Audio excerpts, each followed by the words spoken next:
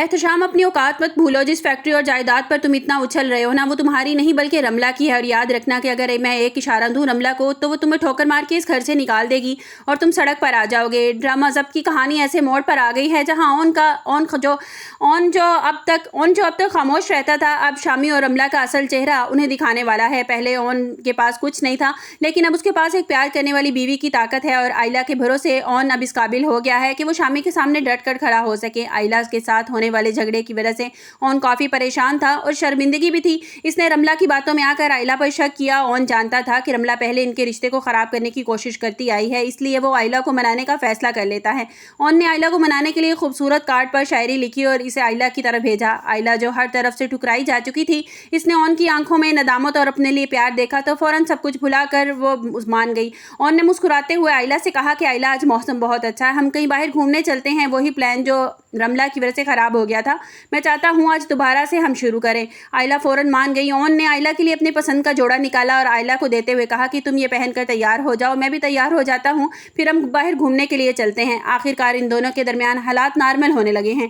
Video में आगे बढ़ने से पहले अगर आप मेरे चैनल पर नए हैं तो लाइक और सब्सक्राइब कर दें। लेकिन दूसरी तरफ फारूक साहब का गुस्सा अब ठंडा नहीं हो रहा। उन्होंने सुबह सुबह अपनी बीवी आरफा से कहा कि रमला और शामी को मेरे पास बुलाओ, मुझे इनसे बहुत ज़रूरी बात करनी है। जैसे ही रमला वहाँ आकर बैठी, इसे अंदाज़ा हो गया था कि अब इसकी खैर नहीं है। फारूक साहब ने सख्ती से पूछा कि रमला, सच सच बताओ कि तुम ओन और आइला के घर छुप कर क्या लेने के लिए गई थी और आखिर इस तरह छुप कर जाने का तुम्हारा क्या मकसद था। रमला, जो मकरो फरेब की अपनी मिसाल ही आप हैं, बड़े इत्मीनान से झूठ बोलते हुए कहती है कि मुझे वहाँ जाने का कोई शौक नहीं था, मैं तो सिर्फ शादी का कार्ड देने गई थी, और वो भी इस वजह से क्योंकि आइला बहुत ज़्यादा इसरार कर रही थी कि कार्ड देने के लिए तुम खुद आओगी, इसलिए मैं वहाँ कार्ड देने के लिए पहुँच गई थी। फारूक साहब ये सुनकर हैरान हो जाते हैं, जबकि आरफा बेगम मुस्कुराते हुए कहती हैं कि देखें, आपको तो हर चीज़ में मेरे ही बच्चों का कसूर नजर आता है। सारी गलती आइला और ओन की है और कसूरवार मेरे बच्चों को ठहराया जा रहा है।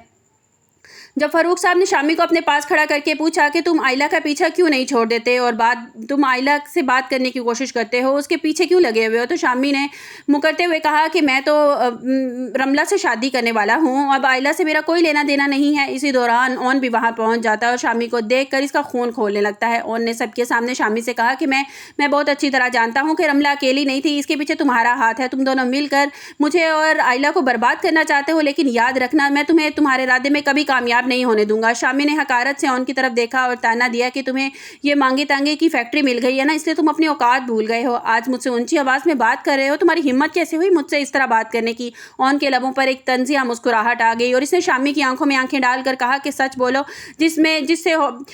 ओन ने ऐसा सच बोला जिसने सबके होश उड़ा दिए। ओन ने कहा कि शामी, जिस प्रॉपर्टी पर तुम इतना इतरा रहे हो वो तुम्हारी नहीं बल्कि रमला की है और तुम जानते हो कि तुम उसके नाम लगा चुके हो और रमला का जब दिल करेगा वो तुम्हें ठोकर मारकर घर से निकाल देगी। शामी तिल मिलाकर बोला कि वो मेरी बीवी है, वो कभी ऐसा नहीं करेगी। तब ओन ने अपना आखिरी वार किया और कहा कि बीवी है तो इसे संभाल के रखो, मेरी आइला के पास जाकर डील करना बंद कर दे। शामी, तुम्हारी बीवी मेरी आइला के पास सौदा करने के लिए आई थी। आइला मुझे छोड़ दे, क्योंकि वो रमला मुझसे मोहब्बत करती है और मुझसे शादी करना चाहती है। वो तुमसे मोहब्बत नहीं करती, तुमसे छुटकारा चाहती है। ये सुनते ही शामी के पैरों तले से ज़मीन निकल गई। इसे यकीन नहीं आ रहा था कि जिस जायदाद और औरत के लिए बलबूते पर वो ओन को नीचा दिखा रहा है, वही रमला ओन से मोहब्बत करती है। क्या आइला और ओन की नई मोहब्बत इन साजिशों का मुकाबला कर पाएगी और क्या शामी अब रमला को तलाक दे देगा? अपनी कीमती राय का इजहार कमेंट्स बॉक्स में ज़रूर कीजिएगा। आपको ये स्टोरी पसंद आई हो तो कमेंट्स बॉक्स में अपने राय का इजहार कीजिएगा।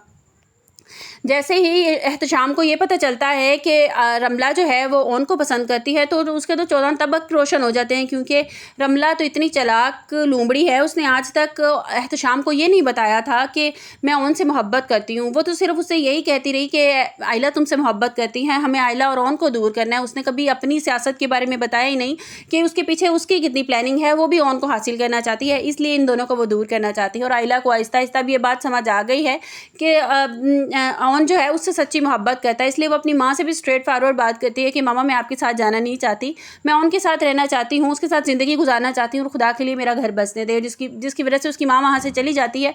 अब देखना आने वाले एपिसोड में क्या होता है कि क्या इनकी कहानी इसी तरह चलती रहेगी और क्या रमला और एहतशाम का क्या अंजाम होगा कि रमला घर छोड़कर भाग जाएगी। आप लोगों को क्या लगता है? आपको मेरी वीडियो कैसी लगी?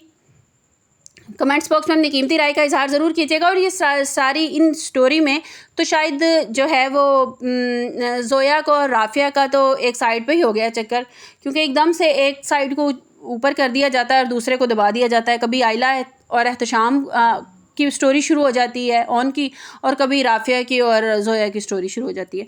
आपको मेरी वीडियो कैसी लगी कमेंट्स बॉक्स में अपनी कीमती राय का इजहार ज़रूर कीजिएगा। मिलते हैं एक नई वीडियो के साथ। अपना बहुत सा ख्याल रखिएगा। अल्लाह हाफिज़।